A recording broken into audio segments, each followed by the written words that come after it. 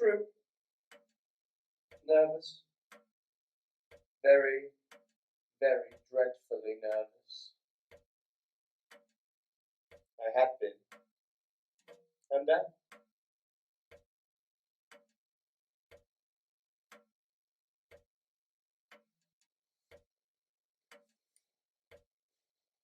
But why will you say that I am mad?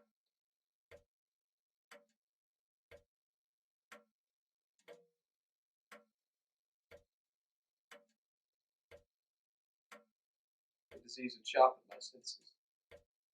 Not destroy, not dull.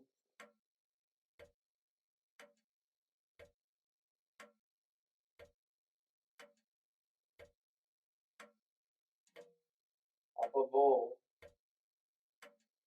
was the sense of hearing acute.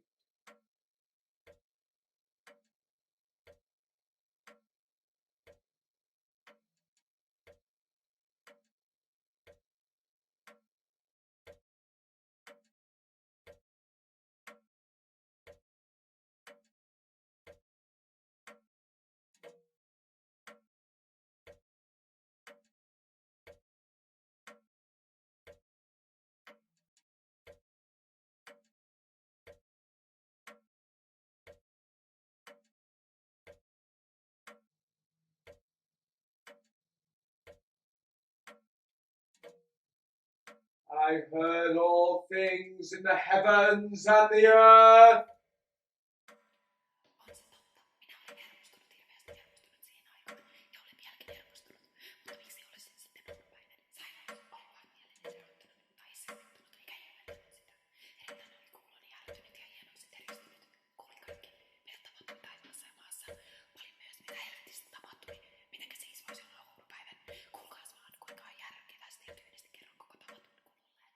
I heard many things in hell. How then? Am I mad? It's impossible to say how first the idea entered my brain. But once conceived, it haunted me day and night. Object. There was none. Passion. There was none. I loved the old man. He'd never wronged me. He'd never given me insult. For his gold, I had no desire.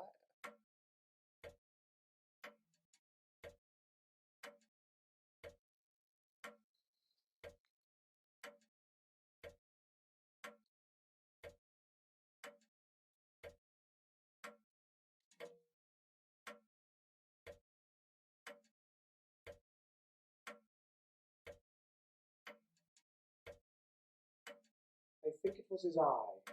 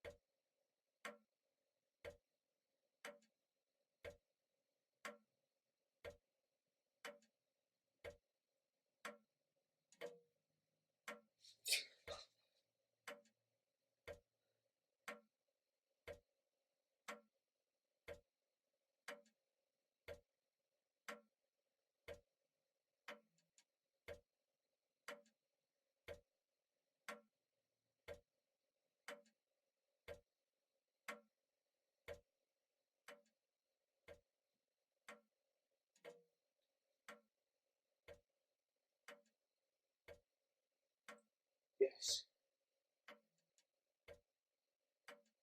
It was this.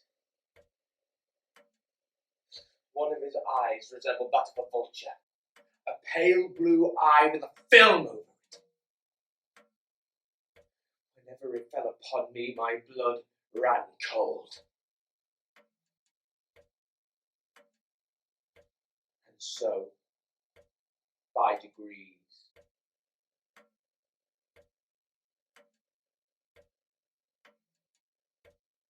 very gradually, I made up my mind to take the life of the old man.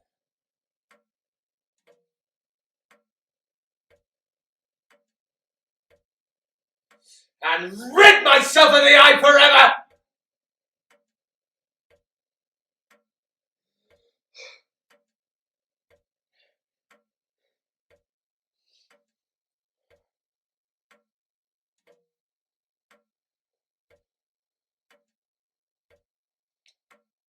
Now this is the point. You fancy me mad.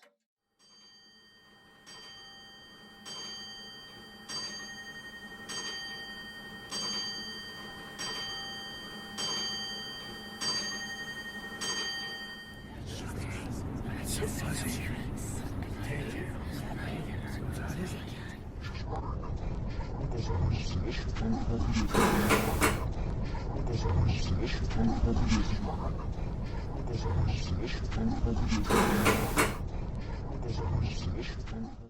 You should have seen me.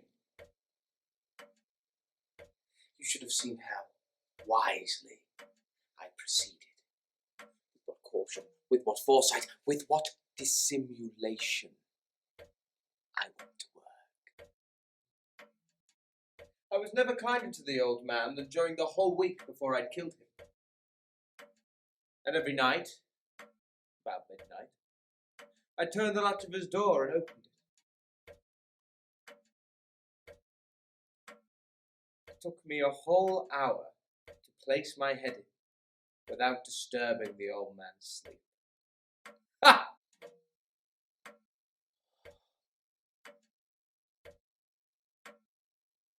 And when my head was well in the room, I opened the lantern cautiously. Oh, so cautiously.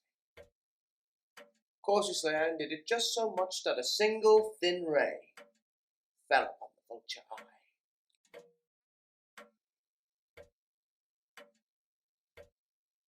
And this I did for 7 long nights. Every night. Just at midnight.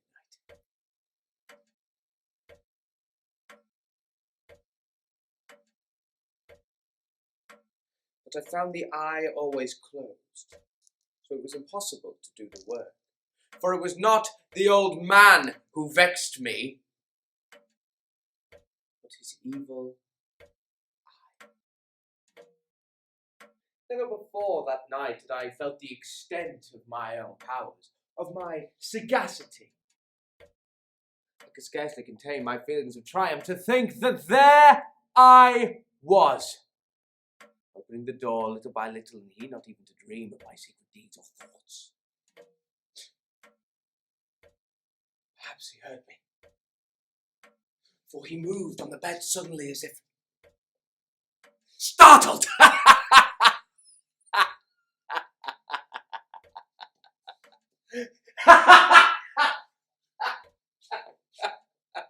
Now you may think that I drew back. No.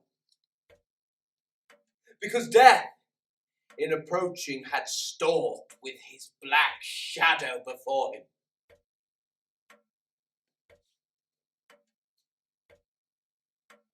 And enveloped the victim.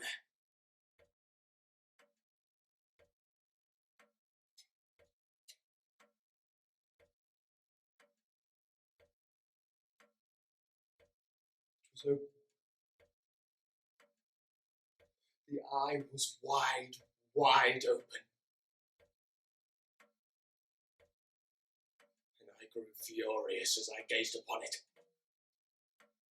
I saw it with perfect distinctness, all a dull blue with a hideous veil that chilled the very marrow in my bones.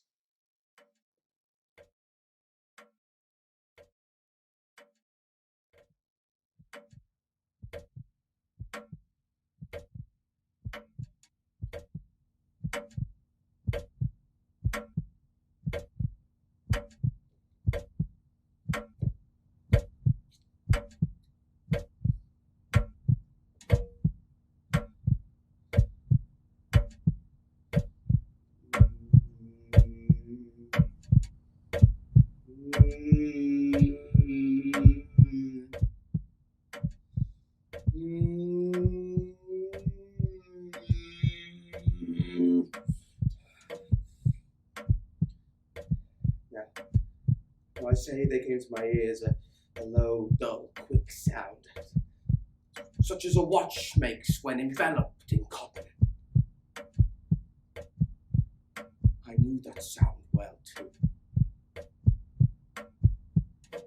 It was the beating of the old man's heart. It increased my fury. It grew louder, I say, louder every moment. Louder, louder, louder, louder. I thought the heart must burst! And now a new anxiety has seized me. What if the noise were to be heard by a neighbour? I had no choice. The old man's hour had come!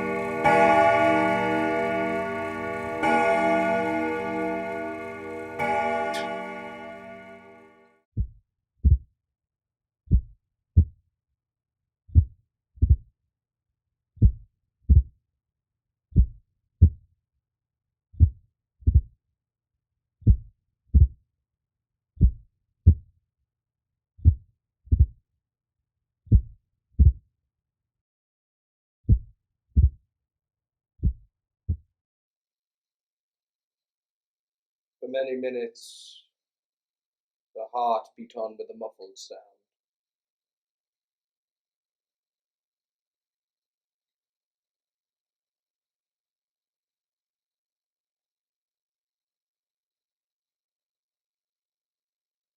At length it ceased.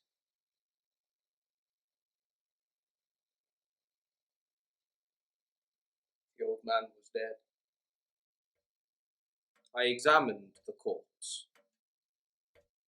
I placed my hand upon the heart and held it there many minutes.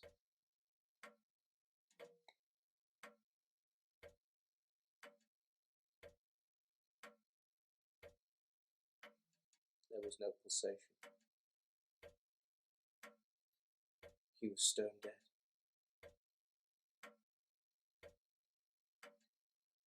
His eye would trouble me no more. Now, if you still think me mad, you will think so no longer after I describe the wise precautions I took for the concealment of the body. First I dismembered the corpse, I cut off the head and the arms and the legs. I then took up 3 planks from the flooring of the chamber and deposited all between the scaffoldings. I then replaced the board so cleverly, so cunningly, that no human eye, not even his, would have discovered anything being wrong! Midnight. The bell sounded the hour. There came a knocking at the door. Suspicion of foul play had been aroused. I smiled. What did I now to fear? I bade the gentleman welcome. I took my visitors all over the house. I bade them search well. I led them at length to his chamber. I showed them his treasures, secure, undisturbed, and I, in the wild audacity of my perfect triumph, placed my own seat upon the very spot which beneath reposed the corpse of the victim. I was at ease.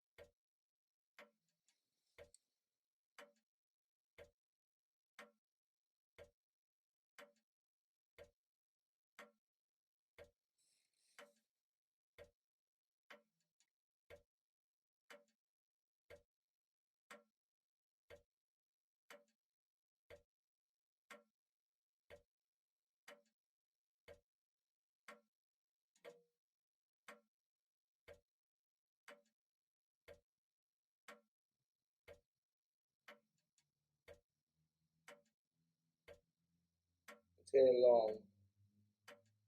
I felt myself getting pale and wished them gone. My head ached and I fancied a ringing in my ears.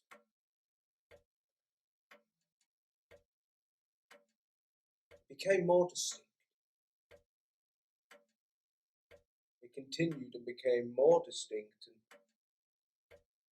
until I found that the noise was not within my ears. No doubt I now grew very pale.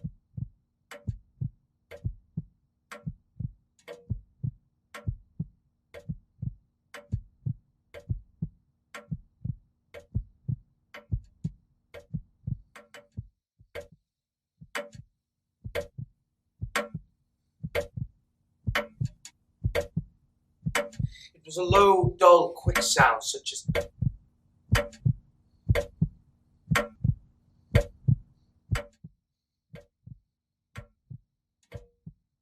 watch makes when enveloped in cotton.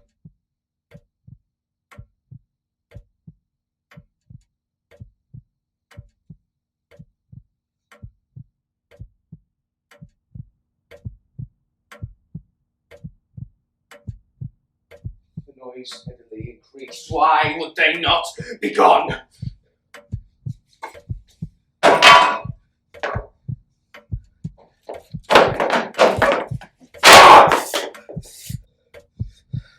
sound arose over all, and it continued to increase. It grew louder and louder and louder and louder. Was it possible they heard not?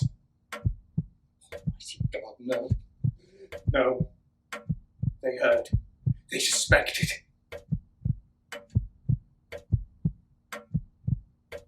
They knew. They were making a mockery of my horror. This I thought, and this I think. But anything was better than this agony. Anything was better than this derision. I felt I must scream or die, and now again, hark! Louder, louder, louder, finish!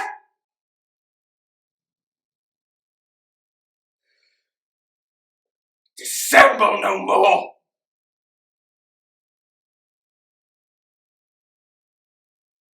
Terror the blanks. Here!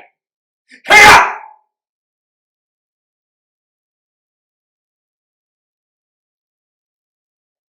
It is the beating of my hideous heart.